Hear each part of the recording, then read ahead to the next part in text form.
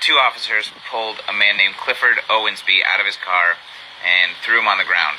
And that, unfortunately, is not an uncommon sight when it comes to people of color and traffic stops. To start, this wasn't a traffic stop. He was pulled over because he was seen leaving a suspected drug house and had felony drug and weapon history.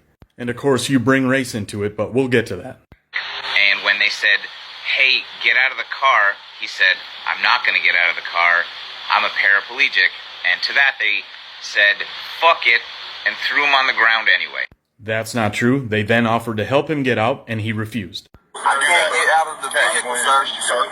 I'm going to assist you. No, you're not. No, you're not. No, you're not. No, you're not. You're not going to touch me. And I'm definitely not about to touch you. The reason why I make these videos is that when people of color say to you, there's a problem with systemic racism, your inevitable response is, no, there fucking isn't.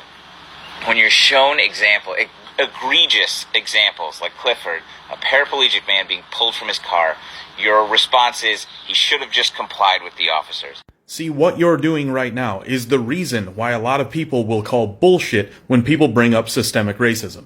Because you're using this as an example of systemic racism, yet I've seen no evidence that these officers did this because he was black. And if you want to say that the people saying, oh, just comply, are only saying that because the guy's black, then you clearly haven't spent any time talking to these people. Because if you talk to them about the Daniel Shaver murder, they will say the same exact thing.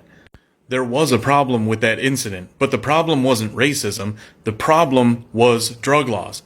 When you make this about race based on absolutely nothing, you distract from the actual problem, and then you get people to completely ignore it, because people will call you on the BS of bringing up race when you have no evidence of it, and then they'll just ignore what happened. And even if you could prove that it was due to racism, the racism is just a symptom, it's not the problem. The problem is still the drug laws.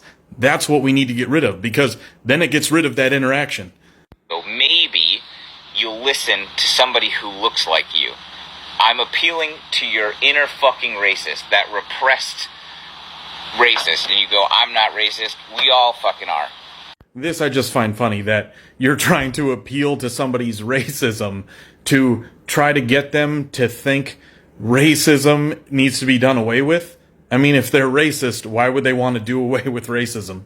And if you're racist, I'm just curious what races you think are inferior to your race and why you think they are inferior to your race. Just curious.